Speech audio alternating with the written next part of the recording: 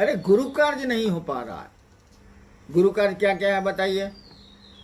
एक तो है आप चर्चा करना, उसी को एक गुरु कार्य समझते हैं, बाकी किसी को तो हम लोग समझते नहीं, ताकि उसमें मजा आता है।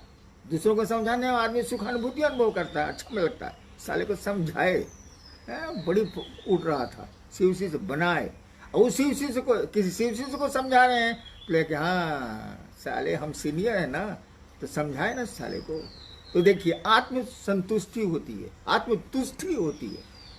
और यह अहंकार का द्योतक है, ये अहम भाव का द्योतक है, ये मैंपन का द्योतक है, ये मैं आपका मजबूत हो रहा है, इसका द्योतक है, जो आध्यात्म में बाधक होगा। तो शिव चर्चा केवल करना गुरु का कार्य थोड़ी है। अरे उनसे दया मांगी जानी चाहिए, फोन पर लोगों को प्रेरित करना चाहिए कि वो शिव की ओर चलें, उनको प्रणाम करना चाहिए। नमः शिवाय आपको दिया गया है, प्रणाम करिए। प्रणाम में बोलने की ज़रूरत नहीं है, दया मांगने में बोलने की ज़रूरत नहीं है। और फ़ोन पर और अदर जो माध्यम है आपके इलेक्ट्रॉनिक, उस पर तो समझाया जा ही सकता है ना। अपने रिलेशन को समझाइए। चर्चा हो रही है, अभी साप्ताहिक चर्चा की बात चल रही थी कि लोग घरों में बैठ के पलंग पर गुरु चर्चा कर रहे हैं चश्मा पहन के, बाकी गुरु बाहर नीचे बैठे हुए। एक आदमी ने मुझको तस्वीर भी दिखलाई एक जिले की, बहुत अपने को सीनियर मोस्ट कहने वाले उस जिले के शिव शिष्य हैं। उस साल कहाँ से सीनियर मोस्ट हो गए हमको समझ में भी नहीं आ रहा, जब आचरण ऐसा है। ये गुरु चर्चा है कि गुरु चर्चा का मजाक? तो गुरु चर्चा ही गुरु भाव है, गुरु का कार्य है। शिव का कार्य मात्र गुरु चर्चा करना है, ऐसा तो नहीं है बिल्कुल। अरे शिव से लोगों को जोड़ना है, ये गुरु चर्चा के माध्यम से होगा, ऐसा तो नहीं। कई माध्यम है जिसे समझाए जा सकते हैं। इसीलिए ऐसा मत कहिए कि गुरु चर्चा कैसे होगी। गुरु चर्चा के अन्य माध्यम है। 3 सूत्रों में गुरु चर्चा एक सूत्र है, बाकी 2 बहुत महत्वपूर्ण सूत्र हैं। गुरु चर्चा आपको अहंकार में डालेगी भी, लेकिन ये पहला और तीसरा सूत्र, दया मांगना और गुरु को प्रणाम करना, ये आपके अहंकार को शमित करता है, नीचे ले जाता है और हम में आप में आध्यात्म को जगाता है। डू इट, इसको करिए। आप सबों को मेरा प्रणाम। जिले का बड़ा सम्मान करता हूँ, क्योंकि आपके की मिट्टी ने, उसी की सुगंध ने, उसी के संस्कारों ने मुझ जैसे अदना व्यक्ति को शिव का शिष्य बनाया।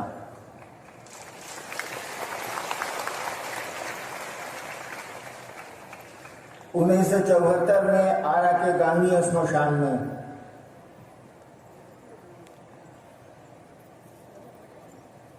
नवंबर का महीना था, रात का 1 और 2 के बीच का समय था।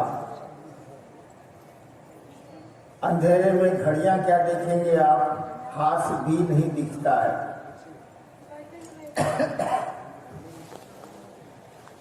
अंदाज करता हूं मध्य रात्रि भी बीत चुकी थी और मेरे मन में ख्याल आया कि गुरु भगवान होता है तो भगवान गुरु क्यों नहीं। क्योंकि उसके पहले मैं 14 साल बचपन से लेके 74 तक मैं तरह तरह की साधना और क्रिया और पूजा में लगा रहा। शौक था मेरा, कोई जरूरत नहीं थी।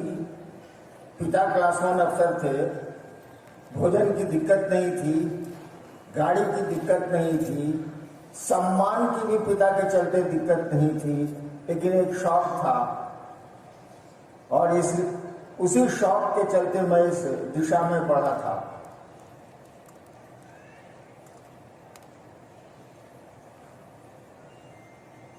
थोड़ा देर सुस्ताए देव तो हम लोग बोले ना, तेजा तो साफ होगा।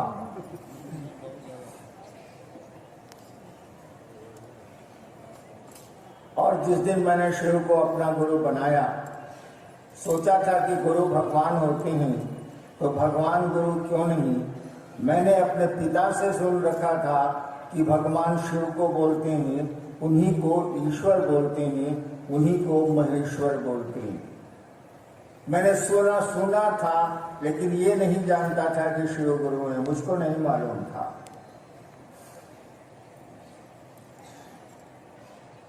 और मैंने शिव को गुरु मान लिया, भगवान समझ के, गुरु समझ के नहीं। सोचा था कि गुरु भगवान होता है तो भगवान तो गुरु होगा ही होगा, जब ये वो होता है तो वो ये क्यों नहीं हो।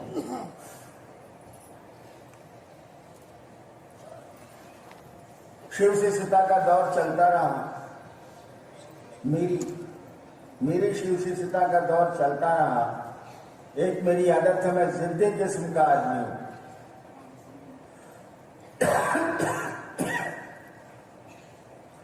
जब एक बार शिव को गुरु मान लिया तो मान लिया, अब क्या दूसरा सोचना।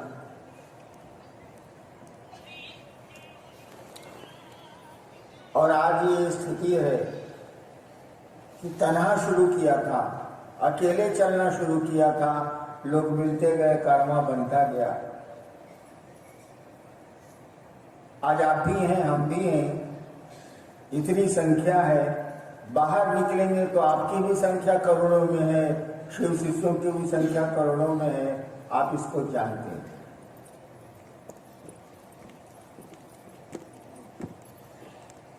और अब तो हम लोगों ने कहना शुरू किया, आओ चलें शिव की ओर।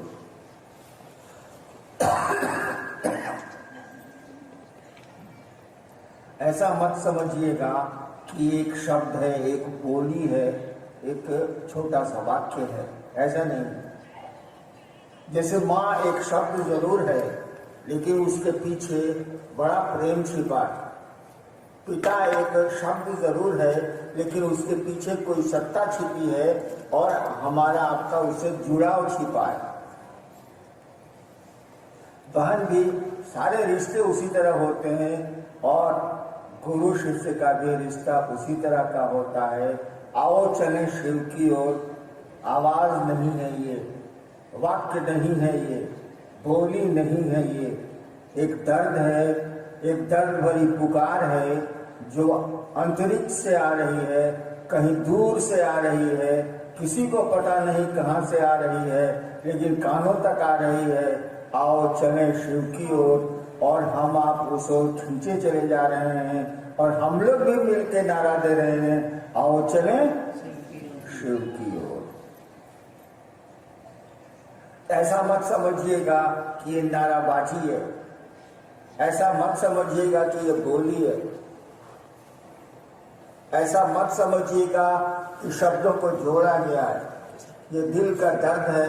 कहा मैंने, एक दुख भरी पुकार है, एक आकर्षित करने वाली आवाज है जो हमको आपको उस शिव की ओर, जगत की ओर ले चल, जगत से के लोगों को उस ओर ले चलने में सहायता कर रही है और हमको आपको उस शिव की ओर बढ़ा रही है।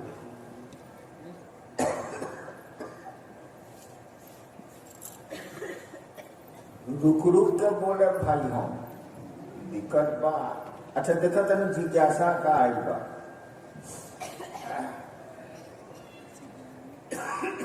शिव की शिष्यता की सुलभता का रहस्य क्या है? क्या आप स्वयं तो नहीं?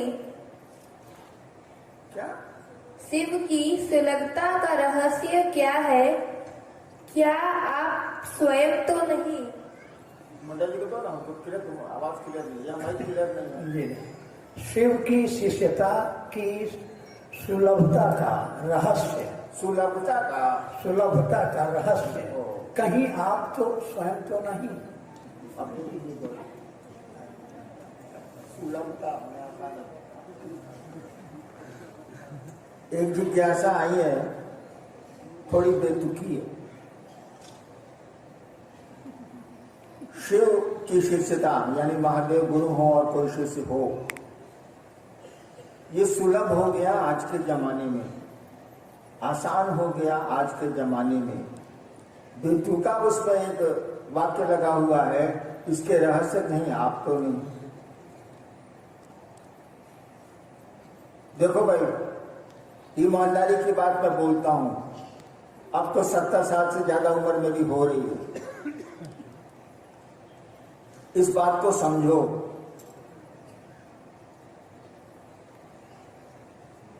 मैं अपने को कहता हूं मैं शिव का शिष्य हूं, ये भी कहता हूं कि शिव मेरे गुरु नहीं है। एक बार पटने में यही मैं बोल रहा था कि शिव मेरे गुरु नहीं है, मैं शिव का शिष्य जरूर हूं। अभी जिसने मंच पर मुझको बुलाया मेरी बेटी ने, ये उस समय हिंदुस्तान अखबार में सब एडिटर थी, वो भी बैठी हुई थी। तो पत्रकार को तो जानते ही हैं, वो सवाल करता है। मेरी बेटी ने पूछा कि आपके गुरु शिव नहीं है। बहुत साल पहले की बात है, 15 साल पहले की बात है। शायद मैं उन दिनों पटना कंट्रोल रूम का इंचार्ज था, ज्यादा हो गया, 19-20 साल हो गए। मेरी बेटी ने पूछा, आप कहते हैं कि शिव आपके गुरु नहीं, फिर आप कहते हैं कि आप शिव के शिष्य हैं, ये दोनों कैसे संभव है?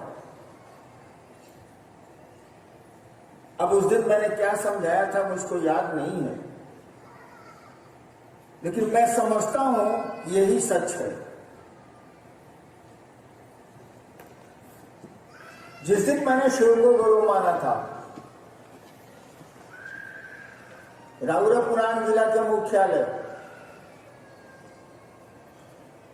उस दिन तो मुझको कुछ भी नहीं मालूम था कि शिव गुरु हैं या भगवान को अपना गुरु बनाओ, मुझको कुछ मालूम नहीं था। खुद बखुद मेरे मन में ये ख्याल आया था। मेरा स्वभाव थोड़ा जिद्दी वाला है, मैंने पकड़ लिया कि अब मैं शिव को गुरु बनाऊंगा। 3 शर्तें भी बनाई। मेरी आवाज मेरा साथ नहीं दे रही है, इसीलिए उतना नहीं बोल रहा।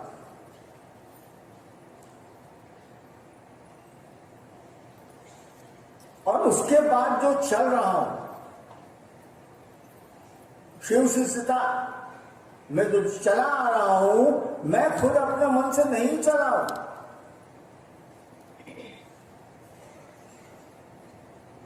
गले में पट्टा है जिसे कुत्ते को होता है, और जंजीर सिक्कड़ किसी दूसरे के हाथ में है। बेबस कुत्ता क्या करेगा? जिधर चेन खींचा जाएगा उधर उसको जाने की लाचारी है, वो घिसट के जाए या ऐसे जाए।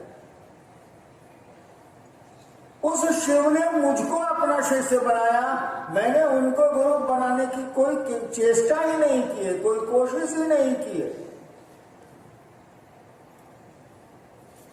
तो इसलिए शिव शिष्यता की सुलभता, मैंने आसानी से महादेव का चेला भोई,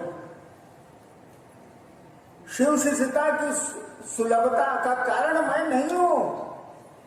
अगर इस भ्रम में आप हैं तो इसको छोड़ दीजिए।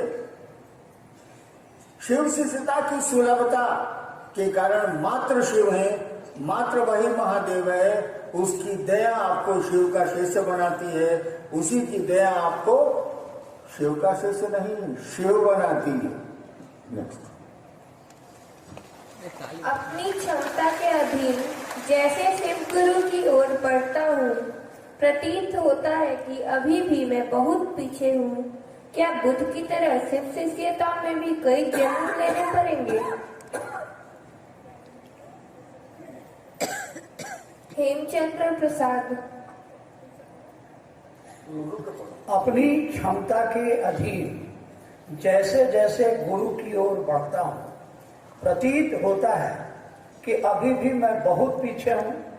क्या बुद्ध की तरह शिव शिष्यता में भी कई जन्म लेने पड़ेंगे? पहले आप जानते कैसे हैं कि बुद्ध की तरह कई जन्म लेने पड़ेंगे? How you know it? आप जानते कैसे हैं? इसीलिए उदाहरण गलत है, उपमा गलत है। जहां तक भगवान शिव को अपना गुरु मान के चलते रहना,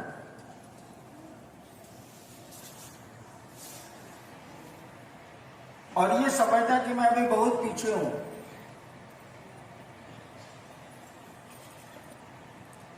ये बिल्कुल सही स्थिति है, बिल्कुल सही स्थिति है। जो अपने को कमजोर समझता है ना, वह भगवान उसी की मदद करता है। कहा जाता है हारे को हरिनाम, निर्बल के बलराम। जब तक आप समझेंगे कि मेरा कोई अस्तित्व शिव शिष्यता में नहीं है, मैं बोलता हूं कि शिव मेरे गुरु हैं या मैं शिव का शिष्य हूं, बस बोलता भर हूं, भीतर से कोई वैसी स्थिति नहीं है, तो जान लीजिए एक न एक दिन उस शिव की दया हो जाएगी। और तब भी थपड़िए बजाइबो कि सुनबो करबो हो, ऐसा हूँ कैसे कैसे आप बोला तनी हमरे बुझाता तरह के ऊपर भेज दी नू तब बुझ गया, फटिए जाए।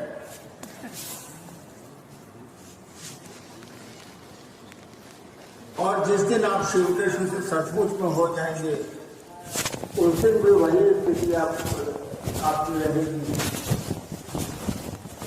और आप समझेंगे कि दुनिया बहुत ऐसा नहीं है कि जो नजदीक पहुंच गया वो समझता है कि वो शिव के बोल है, वो तो समझेगा ही समझेगा कि दुनिया बहुत है, चलना है, जो गुरु कहते हैं वो करना है। और जितनी ताकत लोग अपने सामर्थ्य के भीतर आपने देखा, जितनी ताकत लोग समझना करेंगे उससे कहते वो दया करते तो करने क्या जो सिर्फ चर्चा नहीं कर पा रहे हैं या सिर्फ चर्चा में नहीं जा पा रहे हैं, वो शिव से नहीं है या नहीं हो सकते? वे शिव से नहीं है या नहीं हो सकते हैं। देखो यार, हम चौहत्तर में शिव को गुरु माना था, कोई ने मनवा दिया था, दिखता नहीं था ज्यादा। कोई चर्चा मुझको नहीं थी, 8 साल तक तो मैंने किसी को कहा ही नहीं कि मैंने शिव को गुरु माना। मुझको लगता था यहाँ पे ठगी है, ये तो शरीर में नहीं है और उल्लू बनाएगा, न बोलेगा न कुछ बताएगा, इसलिए मैं किसी को कुछ कहता ही नहीं था। जब सरकार ने मुझको मजिस्ट्रेट के रूप में बदल दिया जिले में मधेपुरा में, तब वहां स्मशान के मेरे जो साथी थे स्कूल के, उनको मैंने बताया और तब मैंने जाना कि शिव गुरु है, मुझको नहीं पता था। ये किसने कह दिया कि जो चर्चा नहीं करेगा वह शिव शिष्य नहीं होगा और जो चर्चा करेगा वो शिव शिष्य होगा? इस गलत फहमी में मत रहिएगा भाई साहब। हमारे बगल में फिलॉसफी के हेड ऑफ डिपार्टमेंट रिटायर्ड बैठे हुए हैं, जिन्होंने अभी जिज्ञासा पढ़ी है। ये फिलॉसफी के हेड ऑफ डिपार्टमेंट रहे हैं, फिलॉसफर हैं, दार्शनिक हैं, ये कि पढ़ाते हैं दर्शन शास्त्र। विज्ञान पढ़ाने वाला वैज्ञानिक होता है। कहाँ सुन लिया है? स्कूल में मास्टर विज्ञान पढ़ाता है, वो वैज्ञानिक हो, दूसरे की थियरी बताता है, वो वैज्ञानिक नहीं होता। आर्किमिडीज तक सिद्धांत बताने वाला आर्किमिडीज नहीं है, तो संतोष पांडे है जो स्कूल में पढ़ाता है। तो शिव चर्चा करने वाला शिव का शिष्य होगा, इस गलत फहमी में मत रहिएगा, ठग भी हो सकता है। शिव चर्चा करने वाला जिसकी आवाज अच्छी होगी, जिसकी भाषा अच्छी होगी, वह तो 2-2 लाख के मजमे जुटा लेगा। और चर्चा के बाद वो क्या क्या करता है आपको भी पता है, हमको भी पता है। जितनी कुरीतियां हैं समाज की, जितना गड़बड़ मामला समाज में हो सकता है, जितनी कोशिश शिव को बदनाम करने के लिए समाज में हो सकती है, सारा काम वो करता है। और उसके मजमे में 1.5 लाख लोग इकट्ठा होते हैं, नहीं होते? भैया नहीं होते? मैंने देखा है, मैं देखता हूं, चर्चाओं के नाम पर पैसे नहीं इकट्ठे किए जा रहे हैं, चर्चाओं के नाम पर सम्मान और सुविधा नहीं खरीदी जा रही है। शिव को बेच के धरती खरीदने का सिस्टम नहीं है क्या? शुरू से था, आज भी है।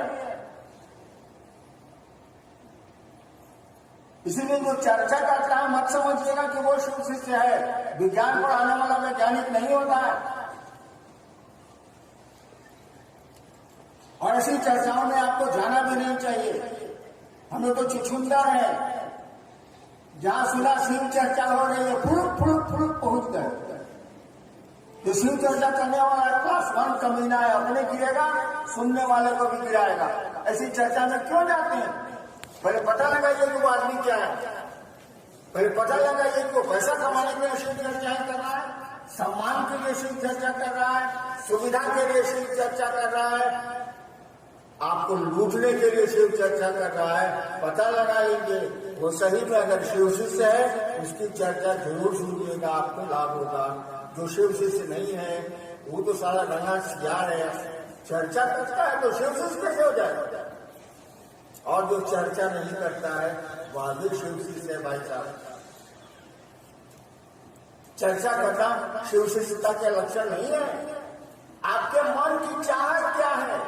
रघुआ चाहत का पानी से बताई, शिव के गुरु मान के महादेव की ओर चले के बाद कि धरती खरीदे के बाद महादेव को पूछ के, महादेव की चर्चा करके लोगों ने धरती खरीदी है, खरीद रहे हैं शिव शिष्यता में। इसको रोकना होगा, आपको होशियार होना होगा। क्या साहब को सिर्फ शिष्यों द्वारा शिरोमणि कहना तार्किक है तो कृपया प्रकाश डालें।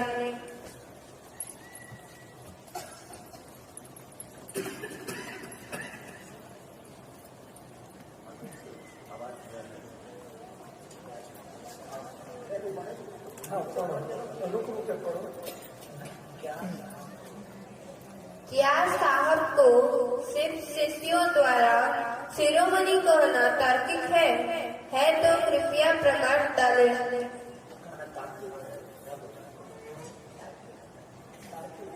ए बाबू सुना,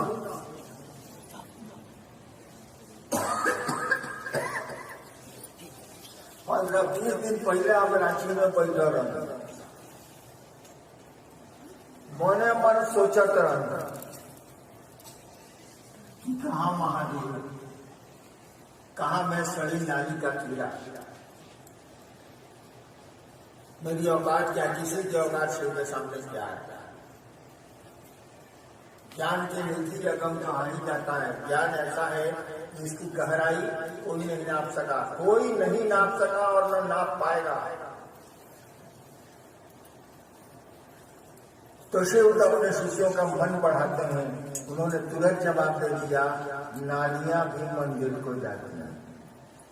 हमने कहा कि हम कहाँ सड़ी नाली पे कीड़ा, कहाँ आप महादेव।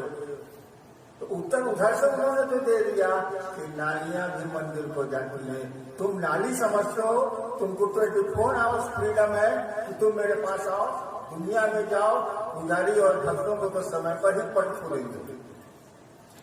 ए बाबू, हम शिरोमणि ना होंगे, जूता चप्पल के नीचे वाला हिस्सा होंगे। शिव शिष्यता की शिरोमणि कोई आया होगा तो आया होगा। आप बने, मैं कोशिश करूंगा, आप बने, मैं आशीर्वाद दूंगा, मुझको नहीं बनना।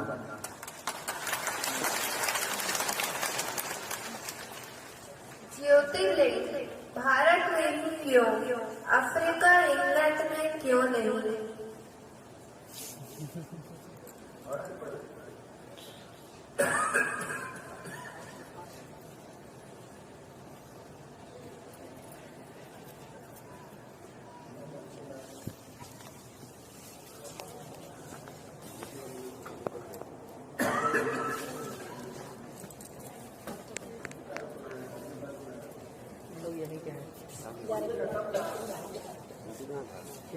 शिव का 11 है, फिर 12 ज्योतिर्लिंग क्यों, 10 या 13 क्यों नहीं? सवाल ज्योतिर्लिंग पर आया।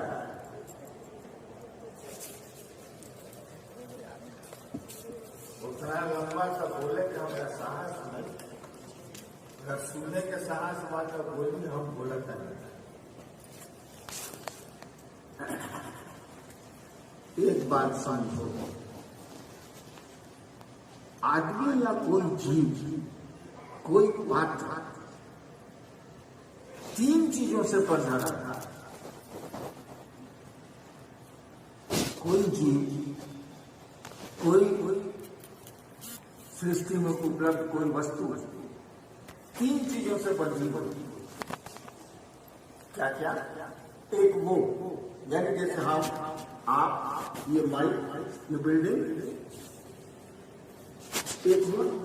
दूसरा समय, टाइम, और तीसरा स्थान। कहा जाता है स्थान, काल और पात्र। पात्र हम आप हैं, स्थान मालूम ही एक जगह है, और समय आप जानते ही हैं। और समय कब पैदा होता है? समय तभी पैदा होगा जब कोई चीज पैदा होगी। अगर कोई चीज पैदा नहीं हुई है तो समय पैदा नहीं होगा। इसीलिए शिव को महाकाल कहा जाता है। महाकाल मैं उस समय काल नहीं था तब भी वे थे, काल है तब भी वो रहेंगे। तो ये तो समझ रहे हैं आप, स्थान, काल और पात्र, ये 3 चीजें से पूरी सृष्टि बनी हुई है। हम आप एक एक आदमी उससे बने हुए हैं, एक एक जीव जगह से, समय से बंधा हुआ है। अब आप 108 बार नमः शिवाय का जप क्यों करते हैं आप? या भारतवर्ष में बड़े पुराने काल से, समय से 108 का जप क्यों होता है? 109 का क्यों नहीं होता है? 110 का क्यों नहीं होता? 108 का ही क्यों होता है? इसीलिए कि पहले के जमाने में जब ये नियम बने थे 108 के, ऋषियों द्वारा, मनीषियों द्वारा या शिव द्वारा दिए गए होंगे, तो स्थान को निकाला जाता है चौहद्दी से।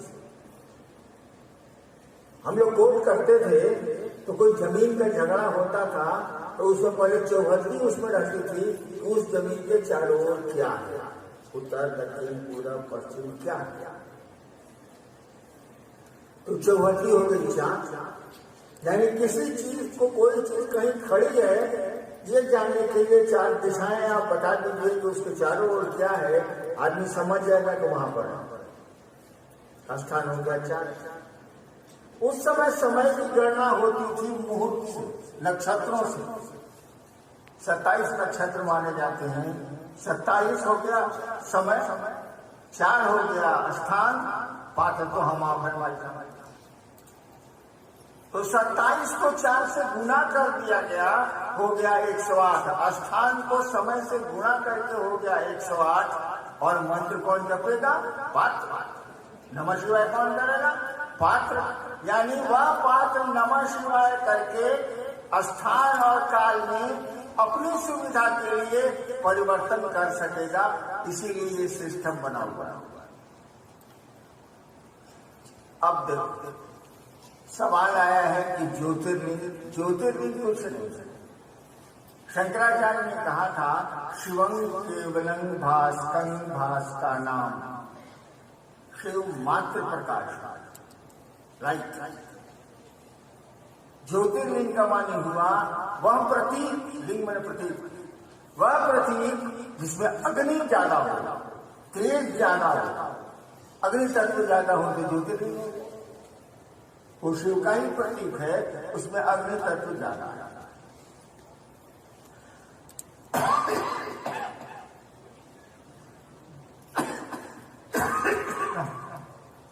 दूसरा सवाल है कि 12 क्यों?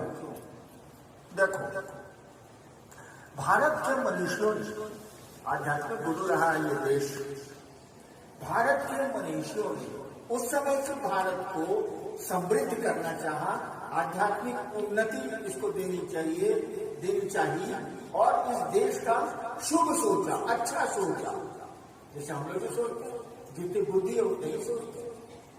तो ऋषि मुनियों ने इस पूरे भारतवर्ष को, उस समय जो भारत था, इसकी संपन्नता, समृद्धि, आध्यात्मिक उन्नति की कोशिश की।